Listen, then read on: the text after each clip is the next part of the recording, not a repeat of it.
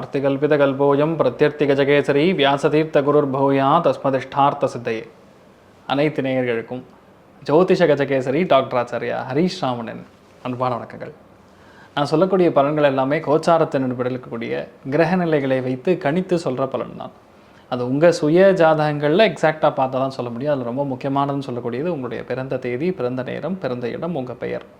இந்த 4 டீட்டெயில்ஸையுமே இந்த கீழே தெரியக்கூடிய இந்த வாட்ஸ்அப் நம்பருக்கு நீங்கள் அனுப்பிச்சி விட்டிங்கன்னா ஃபோன் கன்சல்டேஷன் மூலியமாகவும் பார்க்கலாம், டைரக்ட் கன்சல்டேஷன் மூலியமாகவும் பார்க்கலாம்.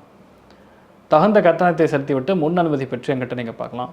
நம்ம ஆஃபீஸ் அட்ரஸ் பார்த்திங்கன்னா நங்கநல்லூர் தில்லை கங்கா நகர் சப்வேக்கு பக்கத்தில் வலதுபுறம் இருக்கக்கூடிய அந்த ஒரு காம்ப்ளெக்ஸில் இருக்கிறது.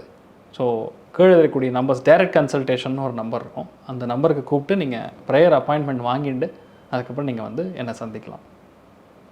ஏப்ரல் 16ஆம் தேதி, ஏப்ரல் 16ஆம் தேதியிலிருந்து 22ஆம் தேதி வரை உள்ள இந்த ஒரு வார ராசி பலன்களை பார்க்க போகிறோம். ஏப்ரல் 16ஆம் தேதி ஏகாதசி திதி. ஏகாதசி திதி அன்றைக்கி பொதுவாக நம்ம சொல்லும் பொழுது விஷ்ணு சஹஸ்ரநாம பாராயணம் பண்ணுறது, புருஷ சூக்தத்தை பாராயணம் பண்ணுறது, மகாவிஷ்ணு வழிபாடு பண்ணுறது. அதுக்கும் ரொம்ப முக்கியமானது என்னென்னா ஏகாதசி திதி அன்றைக்கி பொதுவாகவே நிர்ஜல உபவாசம் பண்ணுறது. பிபி, சுகர், கொலஸ்ட்ரால் இந்த மாதிரி பாதிப்புகள் இல்லாதவங்க நிர்ஜலமாக பண்ணலாம். அதாவது ஒரு பச்சை தண்ணி கூட குடிக்காமல் நீங்கள் உபவாசம் இருக்க முடியும். அப்படி இல்லைங்கிற பட்சத்தில் பலகாரங்கள்னு சொல்லுவோம், இல்லை அல்ப ஆகாரம்னு சொல்லுவோம். அதாவது ஃப்ரூட்ஸ் மாதிரி எடுத்துக்கலாம். அதை எடுத்துகிட்டு கூட நீங்கள் அந்த உபவாசத்தை கடைப்பிடிக்கலாம். ஏன் இது பண்ணணும்னு பார்த்தீங்கன்னா, குழந்தைகளுக்கு புத்தி சாத்துரியம், புத்தி கூர்மை, படித்தது ஞாபகம் வைத்துக் கொள்ளக்கூடிய அம்சங்கள். ஒரு சின்ன விஷயமா இருந்தாலும் சரி நம்மளால் அதை செயல்படுத்தணும் அப்படின்னு நீங்கள் பார்த்தீங்கன்னா அது கண்டிப்பாக ஏகாதசி திதி அன்றைக்கி இருக்கக்கூடிய அந்த விஷ்ணு சஹஸ்ரநாம பாராயணத்தினால் உங்களுக்கு நல்ல மாற்றங்கள் கொடுக்கும். ஏன்னு பார்த்தீங்கன்னா அது கிருஷ்ண பரமாத்மாவுடைய அனுகிரகம், மகாவிஷ்ணுடைய அனுகிரகம் இருக்கிறதுனால புதன் அப்படிங்கக்கூடிய ஒரு ரொம்ப முக்கியமான ஒரு கிரகம் உங்களுக்கு ஆக்டிவேட் ஆகும். அதனால் அந்த புத்தி கூர்மைகள் ஏற்படும். ரொம்ப முக்கியமான ஒரு திதின்னு சொல்லக்கூடியது ஏப்ரல் 22ஆம் தேதி குரு பெயர்ச்சி அடைகிறது. ஸோ குரு பெயர்ச்சின்னாவே மீனராசிலிருந்து மேஷராசிக்கு பெயர்ச்சி அடையக்கூடிய இந்த ஒரு குரு பகவான் உங்களுக்கு நிறைய நல்ல விஷயங்களை பண்ண போகிற. அதற்கான நிறைய பலன்கள் நிறைய இடங்களில் பார்த்துருப்பீங்க. நம்ம சேனல்லையும் நம்ம போட்டிருக்கோம். அது உங்களுடைய ஆதரவுக்கு ரொம்ப நன்றி. போட்ட ஜஸ்ட் ஒரு 15-20 டேஸ்லேயே நம்ம சேனல்லே கிட்டத்தட்ட 65,000 வியூ போயிருக்கு. அது ரொம்ப பெரிய விஷயம். அது பகவத் சங்கல்பம். உங்களுடைய ஆதரவு தொடர்ந்து கொடுங்க கண்டிப்பாக.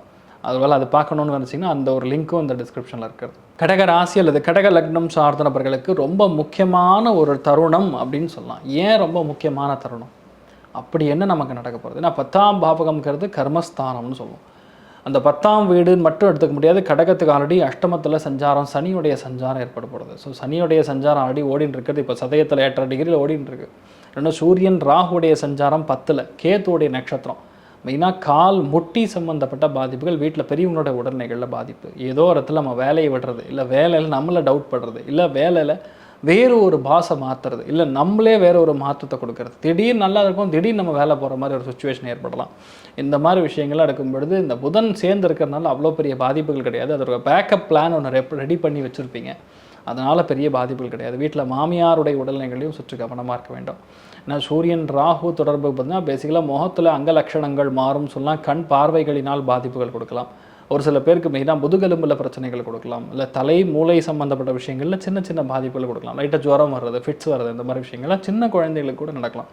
அதனால் இந்த காலகட்டங்களில் பண்ண வேண்டியது ஒன்று தான். எந்த அளவுக்கு நீங்கள் ராம்பபிரான வழிபாடு பண்ணுறீங்களோ அந்த அளவுக்கு செய்யணும். மற்ற கிரகங்கள் எல்லாமே ஓரளவுக்கு நல்லா இருந்தாலும் நான் ஏன் இந்த மாதிரி கெட்ட விஷயங்களை உங்களுக்கு இந்த வாரம் சொல்கிறேன்னா, அடுத்த வாரத்தில் நிறையா மாற்றங்கள், நல்ல மாற்றங்கள் கொடுக்கக்கூடிய வாய்ப்புகள் இருக்குது. ஆனால் இந்த வாரம் மட்டும் முழுக்க ஒரு சேஃப் ஜோனில் நீங்கள் இருக்கணும் அப்படிங்கிறதுக்காக நான் உங்களுக்கு ஒரு சின்ன அலர்ட் மாதிரி பண்ணுறேன், அவ்வளோதான்.